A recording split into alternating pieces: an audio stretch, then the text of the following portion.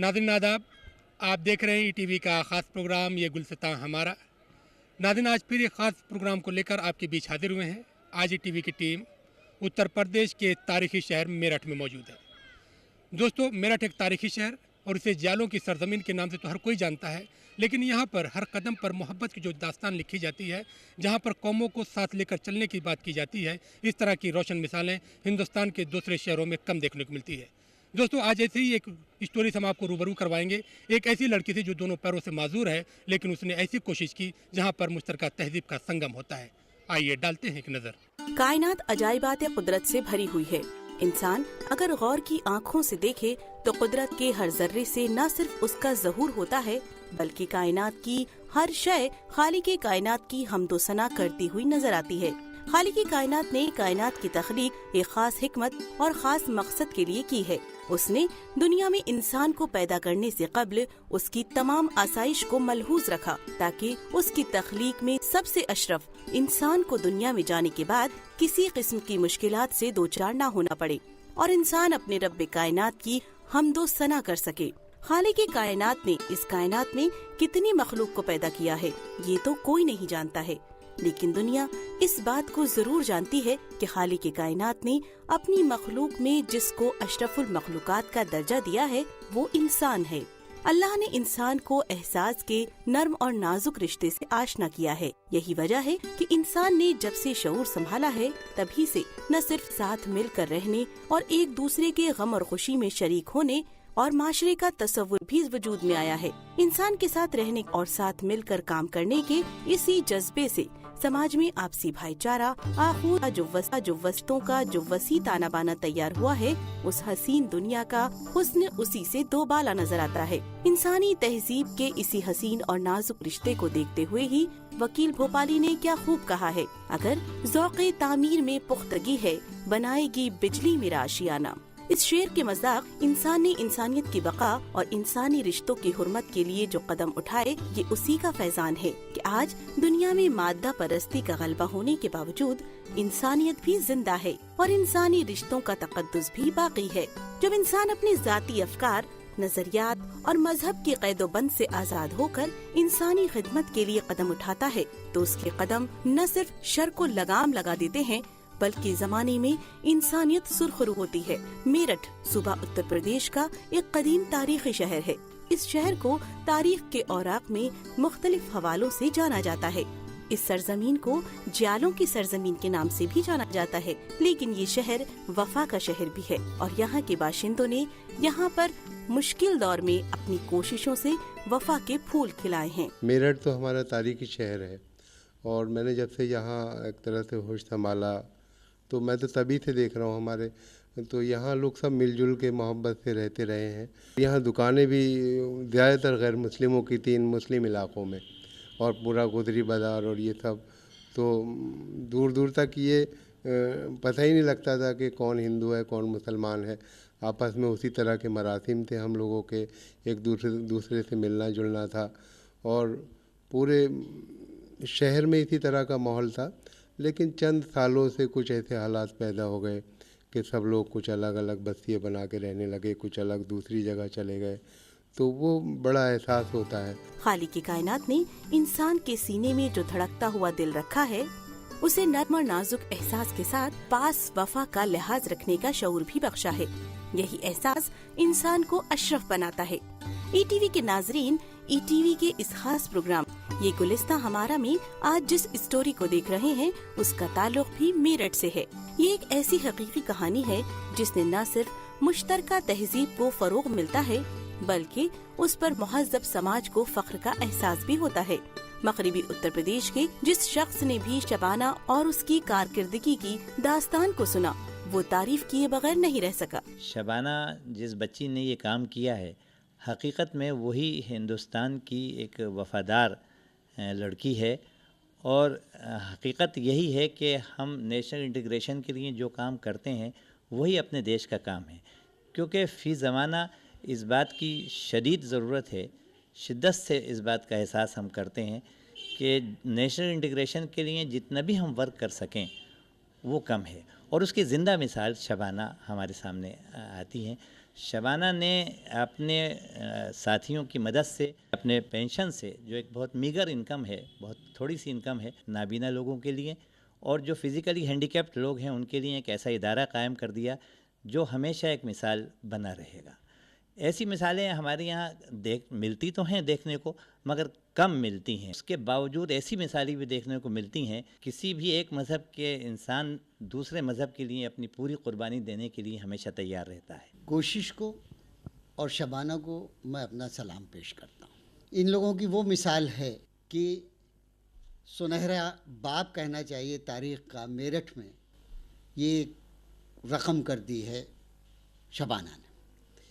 और जो सबसे बड़ी बात यह है कि उन लोगों को जो बड़े बड़े लोग हैं, बड़े बड़े ओहदों पर हैं, माली एतबार से बहुत मजबूत लोग हैं, जो ये सारे काम कर सकते हैं फलाही तौर पर, उनके लिए एक मिसाल शबाना है। हिंदुस्तान जो है एक ऐसा मुल्क है जहाँ कौमी यकजहती को फ़रोग़ मिलता रहता है। इसके लिए ये ज़रूरी है कि हम मज़हब व मिल्लत से ऊपर उठकर इस तरह के फलाही काम करें और उन जो लोग फ़िरका परस्ती की बात करते हैं उनको अपने मोहब्बत से, अपने पैगाम से, इस तरह की मिसालों से उन्हें बताया जाए कि ना तो आपका मज़हब इस तरह की बात करता है, ना हमारा मज़हब इस बात की तरह बात करता है। हम लोगों का मज़हब सिर्फ़ मोहब्बत की बात करता है, अमन का पैगाम देता है। तो कम से कम अपने मज़हब पर आप रहिए और उस अमन के पैगाम को ज़्यादा से ज़्यादा दूर तक आप फैलाइए, तब हमारा मुल्क इस काबिल होगा कि हम ये कह सकें कि हम हिंदुस्तान के बाशिंदे। ये है मेरठ की शबाना, जो आपको पैरों से माजूर दिखाई दे रही है, लेकिन शबाना पैदाइशी तौर पर ऐसी नहीं थी। जब उसने दुनिया में कदम रखा था तब वो भी एक आम इंसान की तरह थी, लेकिन बचपन में एक मामूली बीमारी के सबब शबाना न सिर्फ अपने पैरों से महरूम हो गई, बल्कि उसकी बीमारी ने उसके माँ बाप को भी माजूर कर दिया। 9-10 महीने की थी, इसको बुखार आया। बुखार में जो है इसको मोती झारा निकल आया। इतना मुझे मालूम नहीं था, पैल की बच्ची थी। इस वजह से जो है मैंने डॉक्टर को दिखाया। डॉक्टर ने जो है इसे ग्लूकोज पीने के लिए बताया, उसकी बहुत थी इसको। अब इसे ग्लूकोज जो पिलाया तो वो इसके अंदर रह गया दाना। उसकी वजह से जो चलती तो थी नहीं, पता चलता कि इसके पैरों में क्या परेशानी हुई है। फिर मैं दूसरे डॉक्टर के पास लेके गई, वहाँ का इलाज कराया। फिर बहुत काफ़ी परेशान हुई मैं, जहाँ भी जिसने बताया वहीं लेके गई, कोई भी मतलब नहीं छोड़ा।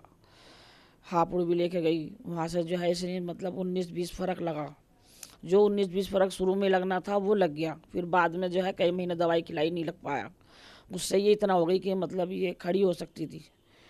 उसके बाद में फिर मालिश भी कराई इसकी, उससे जो है मतलब 1-1.5 साल बड़ी बच्ची थी मेरी, वो लेकर इसे आती जाती थी।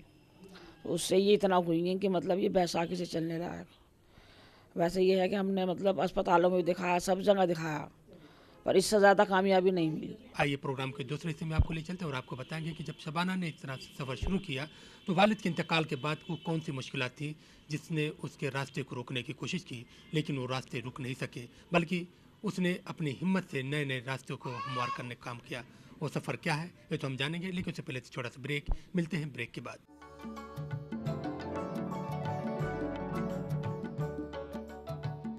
दोस्तों, ब्रेक के बाद एक बार फिर आप सबका खैर मकदम और आप देख रहे हैं टीवी का ख़ास प्रोग्राम ये गुलसिता हमारा। दोस्तों, हम बात कर रहे हैं शबाना की, और जाहिर सी बात है अगर किसी भी बच्चे के सर से उसके वालिद का साया उठ जाए तो उसके सामने हर कदम पर मुश्किलात होती हैं। लेकिन ऐसे में जहाँ पर अजीज़ और रिश्तेदारों की अगर हम बात करें वो भी उसकी तरफ एक मोहब्बत का हाथ ना बढ़ाए तो ये मुश्किलात और भी बढ़ जाती हैं। लेकिन शबाना की हिम्मत की दाद देनी पड़ती है कि उसने हर कदम पर उन्हीं बेचारियों से अपने हौसले के लिए एक नई एनर्जी पैदा की और एक नई राह हमवार की। आइए डालते हैं एक नजर। सरजमीन मेरठ को जियालों की सरजमीन के नाम से तो सभी जानते हैं, लेकिन मेरठ को मोहब्बतों की सरजमीन भी कहा जाता है। मेरठ की तारीख से मिलता है कि मौरखीन इंडस वैली सिविलाइजेशन का मुताला करने से मालूम होता है कि इस शहर का सरे रिश्ता हयात ख्याल है कि इस कदीम शहर को मंदोदरी के वालिद माया ने बसाया था। रावण की शादी यही माया की साहबजादी मंदोदरी से हुई थी। इब्तदा में मयदंत खेता हुआ और उसके बाद इसका नाम मई राष्ट्र, जो तगय्युर जमाना के बाद मैराट हो गया और मौजूदा दौर में मुल्क और बैरूनी मुल्क में इसे मीरूत के नाम से जाना जाने लगा। इसी तारीखी शहर के सदर बाजार के टंकी वाले मोहल्ले के पास एक बोसीदा से मकान में शबाना अपनी वालिदा, भाई और बहनों के साथ रहती हैं। शबाना ने अभी ठीक से होश भी नहीं संभाला था कि उसके वालिद अब्दुल अजीज का साया सर से उठ गया। बहुत मैंने इसके लिए परेशानी उठाई। इसके नाना थे, वो भी रिक्शा चलाते थे, लेके जाना आना। मतलब यह है कि सब बच्चों के साथ परवरिश करती रही मैं। बस ऊपर वाला हिम्मत देता रहा और आगे बढ़ती रही। मतलब 16-17 साल सिलाई करी, मेहनत करी। इनके पापा जो दिल्ली काम करते थे, मैं अकेली रहती थी बच्चों के साथ। कभी महीने में 15 दिन में आ गए हो, तो यह है कि मतलब सुकून मिल गया। ये हमने ये सोचा कि बेटी है, पढ़ लिख लेंगी तो ये अपने पैरों पर खड़ी हो जाएंगी। आगे पीछे को कोई इनके है नहीं, किसी की मोहताज नहीं रहने की। इस सोच करके कि इन्हें पढ़ाया लिखाया। आज ये दिक्कत है कि इनके लिए भी रिश्ते मिलने मुश्किल हैं। इतना पढ़ाने के बाद में भी ये सोचता है इंसान कि इतना पढ़ाया तो दहेज कितना देंगी। हर जगह जो है दहेज की मांग है। 2 बच्चे 3 बच्चों की मैंने शादी करी, 2 बच्ची मेरी वो भी कुछ परेशान रही। फिर अब अल्लाह का शुक्र है कि अब वो ठीक है। अब ये तीसरी बच्ची है, ये परेशान है मेरी कि इसको जो है मतलब मैंने बहन के यहाँ दिया, बहन भी सही नहीं रखती मेरी बच्ची को। बचपना था, बचपन में तो कुछ भी याद नहीं था। बस जो आसपास होता है वो सोचते हैं कि ये हमारे लिए बहुत है, ये हमारी दुनिया है। तो इस तरह से कभी मेरी मतलब फैमिली में भी बहनों ने, कभी आस पड़ोस में भी और कभी स्कूल में भी किसी ने ऐसा नहीं महसूस होने दिया कि मैं विकलांग हूँ, मैं या नहीं कर सकती ये काम। जिस तरह से मुझे लगता था कि मैं सेटिस्फाई होती थी कि हाँ मैं खेल सकती हूँ और हर काम करती थी, हर चीज़ करती थी, तो उसमें कोई दिक्कत नहीं आई मुझे। और सोचती थी अच्छा से अच्छा उनसे आगे बढ़ूँ और आगे काम करूँ। तो सर उसी को लेके चल रही हूँ आज इस मुकाम पे। तब तो हमारे वाले साहब थे, हमारे नाना थे, हमारी अम्मी काम करती थी, तो हमें किसी चीज़ की कोई दिक्कत कभी आई नहीं। और जब हमारे वाले साहब का इंतकाल हुआ, सर से पता चला कि कौन अपना है कौन पराया है। अपने भी पराए हो गए, क्योंकि ऐसी मुश्किल घड़ी में आ गए कि हमारे यहाँ कोई मतलब ज़रिया नहीं है कि अम्मी के अलावा कि हमारा कोई घर में बड़ा हो। 4.5 महीने मेरी माँ इद्दत में रही, कोई उनसे मिलने के लिए नहीं आया। तो वहाँ से सीख मिल गई कि हाँ जो करना है अपने बलबूते पे करना है, कोई किसी का साथ नहीं देता। कहते हैं कि खालिक कायनात जब अपने बंदे से कोई चीज लेता है तो उसको ऐसी कई नेमतें अता कर देता है जिस पर इंसानियत रश्क करती है। शबाना अपने पैरों से माजूर जरूर है, लेकिन उसके हौसले हिमालयाई अज़्म रखते हैं। शबाना के घर की किफालत मौजूदा में घर की एक छोटी सी दुकान से होती है, लेकिन उससे पहले शबाना ने एक पीसीओ भी खोला था। शबाना बताती है कि उसने अपने वालिद की जिंदगी में जब ये सुना कि माजूर लोगों को हुकूमत की जानिब से पीसीओ की सलाहत मिलती है, तो उसने भी अपने वालिदैन से जिद करके पीसीओ के लिए दरख्वास्त दी। बहुत दिक्कत है, 1 साल पूरा मुझे एक साथ में यहाँ से वहाँ घूमी, मेरी फाइल भी फेंक दी गई। उसके बाद भी एक से साइन मैच नहीं हुए तो उसमें मेरी फ़ाइल को डस्टबिन में डाल दिया गया। फिर मैं किसी और को सबके साथ में लेके गई, उन्होंने मेरी हेल्प करी, वो फाइल मेरी पास हो गई। उसके बाद मुझे विकलांग पीसीओ मिल गया कि उसके बाद 1 साल भी पूरा कंप्लीट नहीं हुआ था जो वालिद साहब का इंतकाल हो गया। मगर ये कि हाँ ज़रिया बन गया था, अल्लाह ने ज़रिया उनके सामने बनवा दिया कि हमें आज किसी के आगे हाथ फैलाने की ज़रूरत नहीं है। सर बस मेरा तो सपना बस ये है कि आप अपने वालिद साहब के लिए तो मैं कुछ कर नहीं पाई। हकीकत है कि आज जिस मकाम पे मैं हूँ उनको होना चाहिए था। मेरे नाना ने यार शायद उन्होंने मेरे पता नहीं मेरे क्या सपने देखे होंगे कि मेरी बच्ची कहाँ तक मुकाम तक पहुँचेगी। मगर हाँ मेरी वालदा हैं, तो मैं चाहती हूँ कि हर खुशी हर जो चीज़ मैं देना चाहती हूँ कि इन लोगों के लिए करूँ। सुबह 9:30 से स्कूल है, 1:30 बजे तक। फिर 1:30 बजे के बाद घर पे आके खाना वाना खाते हैं, और जो दुकान का सामान होता है वो घर के सामान काम होते हैं वो करके फिर थोड़ी देर शॉप पे भी देखना पड़ता है। बहन भाई को पढ़ाने के लिए भी कहना पड़ता है। और उसके बाद मेरा अपना पेंटिंग का शौक़ मुझे सर है ही, जो मेरा अपना अलग काम प्रोजेक्ट का है। प्रोजेक्ट बनाती हूँ बच्चों के ड्राइंग पेंटिंग के, तो वो बनाती हूँ। मेरा तो ख्वाब यही है कि मैं स्टडी करूँ और अपने पैरों पर खड़ी हूँ और अपने पूरे घर की जिम्मेदारी लूँ। तो मेरा भी यही सपना उन्हें देखकर कि मैं भी पूरे अपने पैरों पर खड़ी हूँ और मैं भी जिम्मेदारी लूँ ताकि उनका हाथ बटा सकूँ। तो मैं यही चाहती हूँ कि जब भी मैं स्टडी करूँ, मेरा वैसा मन यही था कि मैं एडवोकेट बनूँ, बट पापा के जाने के बाद ऐसा नहीं हुआ। मेरा एक सपना और था कि मैं मार्शल आर्ट सीखूँ, तो वो मेरा तो अम्मी ने, बाजी ने, सब ने मिलकर उसमें साथ दिया। अल्लाह का शुक्र है कि अभी तक तो गोल्ड मेडल हैं फ़ाइट में। हमारे वालिद का जो ख्वाब था वो यही था कि मेरी जो लड़कियां हैं वो लड़कियां नहीं हैं, लड़के हैं। तो हम यही चाहते हैं कि हम अभी भी लड़के बनकर ही काम करें उनके लिए। लेते हैं छोटा सा ब्रेक, मिलते हैं ब्रेक के बाद।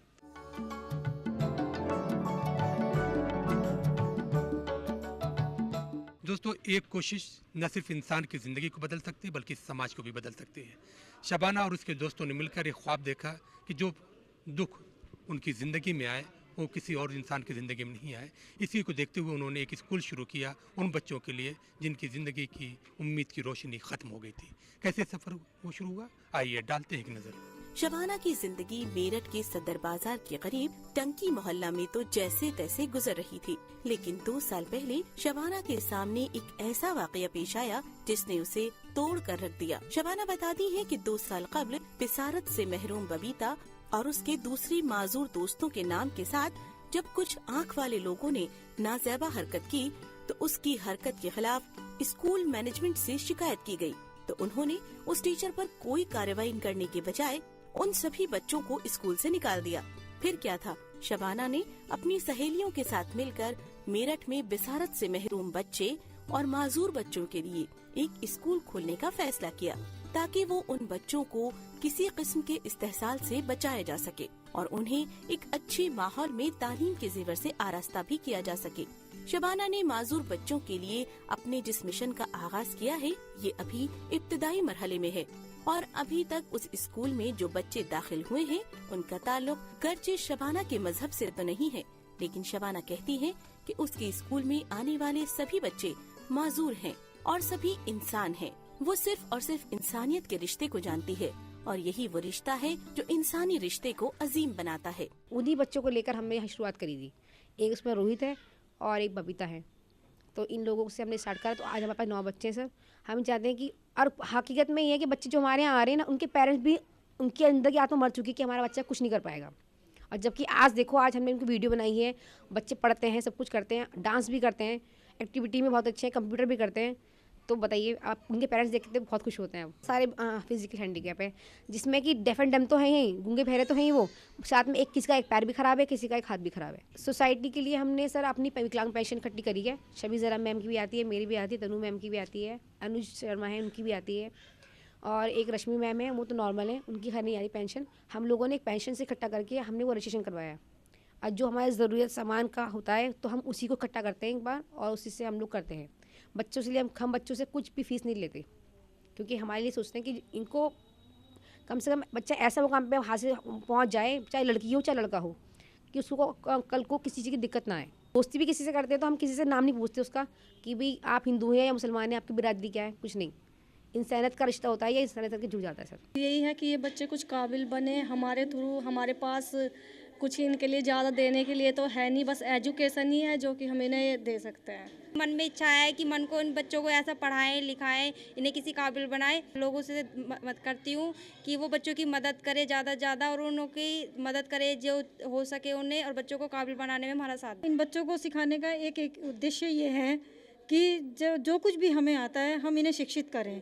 अगर किसी चीज़ की कोई कमी है, एक चीज़ की अगर इनमें बोल नहीं सकते, बाकी और सब कुछ इनमें है, इनके माइंड में वो सब कुछ डाला जाए जिससे कि ये उसे समझ सके। सर रोज़गार इसलिए नहीं मिल पा रहा, शायद हम लोगों को जो नॉलेज हमको मिलनी चाहिए, जो सरकार की योजनाएं होती हैं वो हम लोग तक नहीं पहुंच पा रही हैं। उसी प्रयास में हम लगे हुए हैं। हम ये नहीं कि हम बच्चों को खाली एजुकेशन दे रहे हैं, हम भी ये चाह रहे हैं कि जो दिक्कतें हमें आ रही हैं ना वो बच्चों को आगे ना आए, और वो योजनाएं कम से कम हम तक पहुँचे। और ये वो योजनाएं कौन पहुँचाएगा, डीएम साहब या फिर हमारे विकलांग कल्याण अधिकारी, क्योंकि हैंडीकैप का जो कोटा होता है वो विकलांग विभाग में सर आता है। मगर हमारे वहाँ के जो भी यहाँ अधिकारी हैं वो हम लोगों को इस चीज़ की योजना में इन्वॉल्व भी नहीं करते और हमको जानकारी भी नहीं देते। जबकि मैं भी वहाँ पर डीएम साहब के यहाँ, ये आपका विकलांग का बोर्ड बैठता है सर, 3 महीने में एक मीटिंग होती है, उससे मेंबर बनी हुई हूँ। उसका वहाँ पर बाकायदा मेरा नंबर भी है, एड्रेस भी, सब कुछ है, कॉन्टैक्ट में भी रहती हूँ। मगर उन लोगों से इतना भी नहीं होता कि हम लोगों को योजनाएं आ रही हैं तो उसका हमें बताया जाए। तो जब मैं फॉर्म अपना फाइल वहाँ सबमिट करने के लिए गई तो उन्होंने बोला 10 तारीख हम लोग कर चुके थे, आप फाइल जमा नहीं होगी। सर किसी और की फाइल आई? तो कह रहे नहीं, किसी और की फाइल नहीं आई है। तो फिर आप हमें सबमिट कर दीजिए, 2 महीने टाइम पूरा भी है। तो उन्होंने लेने से मना कर दिया। तो फिर मैंने एप्लीकेशन लिखी और डीएम साहब के पास गई, और किसी भी न्यूज़पेपर में इसकी जानकारी नहीं थी कि आपका मतलब फ़ाइल जमा होनी है या इसकी डेट ये है। उन्होंने वहाँ झूठ बोला हमसे। फिर मैंने डीएम साहब के यहाँ एप्लीकेशन लगाई, तो तहसील दिवस के दिन डीएम साहब वहाँ बैठे थे, डीएम साहब भी थे, कमिश्नर साहब भी थे, विकलांग अधिकारी, सीएम सब लोग थे। तो उन्होंने चुपके से मेरी फाइल ले ली, कह रहे आप प्लीज़ यहाँ मत बोलना। अभी हम डीएम साहब से एक थोड़ी सी रिक्वायरमेंट करने जाते हैं कि सर हमें जगह उपलब्ध करा दीजिए, तो वो बोलते थे कि नगर निगम की जगह पड़ी, ढूंढ लो, आप मिल जाए तो आप ले लेना, हम बता दिए हम आपको पास करा के देंगे। यानी कि आपके डिपार्टमेंट में इतनी जानकारी आपको नहीं मिल सकती कि हाँ कहीं एक छोटा टुकड़ा बच्चों के लिए पढ़ा हो तो वहाँ पर उनको दे दिया जाए। तो वो भी हमसे बोलते हैं कि आप ढूंढ लो, आपको मिल जाए तो हमें बता देना। तो नौकरी सर बहुत दूर की बात है सर। दोस्तों, ईटीवी का खास प्रोग्राम ये गुलसिता हमारा यहीं पर ख़त्म होता है। हमारा ये प्रोग्राम आपको कैसा लगा, आप अपनी राय हमें इस पते पर लिख भेजिए। हमारा पता है ये गुलसिता हमारा, ETV Urdu, Ramoji film city, Hyderabad 501512 और हमारा ईमेल ID responseurdu@etv.co.in। दोस्तों, हमें उम्मीद है कि आपने हमारा पता नोट कर लिया होगा। अगले हफ्ते फिर एक खास एपिसोड साथ आपकी खिदमत में हाजिर होंगे। तब तक के लिए टीम के साथ मेहताब आलम को दीजिए इजाज़त। आदाब। मज़हब नहीं सिखाता आपस में बैर रखना, आपस में बैर रखना। हिंदी है हम, वतन है हिंदुस्तान हमारा, ये गुलसिता